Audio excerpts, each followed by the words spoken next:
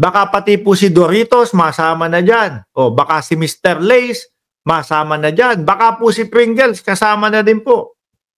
Kapag pagkapangulo na po ang kanyang posisyon, mga boss. Ba't kailangan pa natin idaan sa impeachment? Yeah. Magkaiba po kasi ang sinasaklaw ng kasong kriminal at yung impeachment. Ang kasong kriminal po nga, siyempre, may kinalaman doon sa criminal offense at sa pagkakakulong. Ang kasong impeachment naman po ay may kinalaman doon sa pananatili sa pwesto. Kung dapat pa bang manatili sa pwesto at kung po pwede pang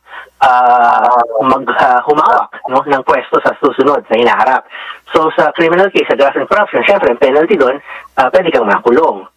Dito naman sa impeachment, ang penalty dito, syempre matatanggal ka sa pwesto at maaaring ipagbawal na yung paghawak ng posisyon sa publiko sa hinaharap. So may perpetual disqualification from holding public office. So magkaiba po yun, no? Sa totoo lang, kahit naman po mag-file tayo ng criminal cases, so long as the person, the respondent, remains as the vice president na meron siyang influence, meron siyang poder, di ba?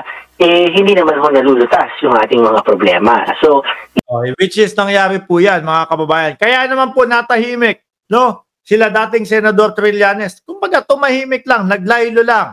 Nung panahon ng Pangulong Duterte ang sasampa mo ng kaso, si Pangulong Duterte ang dating Pangulong Duterte ang irereklamo mo, walang mangyayari. Sabi nila, hintay tayo ng panahon.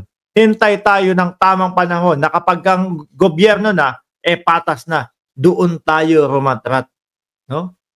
Ayan, mga kababayan, ha? Yun po yun, no? Political, yes. Legal also. Pero itong usapin ng impeachment nga, accountability, holding a public official accountable, yung penalty nga, mawawala siya o matatanggal siya dun sa kanyang pwesto. So, paano yan to? Presidente na mismo nagsabi sa mga katsukaran niya dyan sa Kamara, wag na yung mga impeachment na yan, sayang sa oras, sayang sa pera, sayang sa... Wala din magagawa ang ating presidente doon. Yung sa presidente naman, kumbaga ano lang yun opinion niya lang yun. Di ba? Opinion niya lang yun, mga bossing. Kapag po merong mga tao, ayan, kagaya niya, hindi bababa ng 70 ang magpapile ng impeachment kay BP Sara. Tatanggapin po yan ng Kongreso, mga kababayan. Resources. Baka hindi uusad.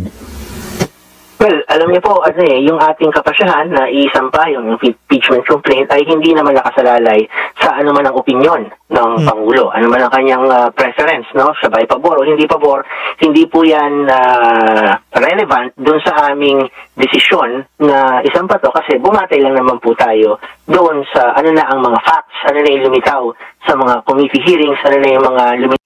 Dali nga, tatanungin ko kayo, sino dito? Press 1. Sino dito? Gustong ma-impeach na si BP Sara dahil po doon sa mga hindi maipaliwanag na mga issue nila. Press 1 nga dyan, press 2 doon sa ayaw ma-impeach si BP Sara. Sa mga COA findings. So yun po, no? Meron kaming tatlong kinatawan na mag-i-endorso ng complaint na to. Siyempre, minority lang po kami dyan sa mababang kapulungan. No? Umaasa na lang tayo dun sa appeal na sana yung mga kongresista sa dami ng hearings na dinala. Alam na alam ng kongresista yan Alam na alam ng Congress, mga kababayan, na merong ayaw mga sagutin ito no? Etong mga kampo ni BP Sara Meron silang iniiwasan mga bossing. Alam na alam ng Congress yan. Kaya alam ko po, mga kababayan, ramdam na po natin kung ano po ang magiging tawag dito, pinakasagot ng Congress about dito sa inihahain na impeachment complaint. Doon sa Senado, hindi pa natin alam. Kasi madami doon maka-Duterte, no? Sabi nga po, mga kababayan, sana bumoto sila ayon sa kanilang konsensya. Hindi yung dahil kung sino yung kanilang kakampi. Yan po ang maganda dyan, mga bossing. Pero po sa 70 na magpa-file ng impeachment, naku, mukhang suswak po talaga ang vice-presidente dito. Mga kababayan, dagdagan mo pa po nung dinagdag nilang problema. Pati po sa NBI, wala. Hindi na po makapagpaliwanag. Nalaman nila na hindi po magbibigay ng advance question Kaya naman ho, ang sabi na ng BP, hindi ko din sure kung makakapunta ako diyan sa NBI. O, di ho ba, mga kababayan? Ano ending nito, mga bossing? Magtatago na lang ho sila. No? Pagka yung wala na sukol na at alam na at nalaman na puro alibay na lang sila. Magtatago na lang ho sila. Di ho ba? Oh. Yan ang sinasabi ko sa inyo Mga DDS, nako, handa nyo na yung luha nyo. No? Pag ito ay naikasa na 70, hindi bababa sa 70, malamang sa alamang mag-iiyakan kayo. Anyway, mga kababayan, yan, 53 minutos na din po tayong magkakasama.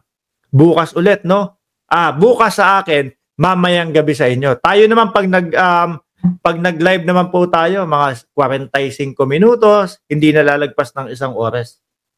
So, samahan niyo po ulit ako mamayang gabi, mga bossing, pag-live natin. Maraming salamat and God bless po sa ating lahat.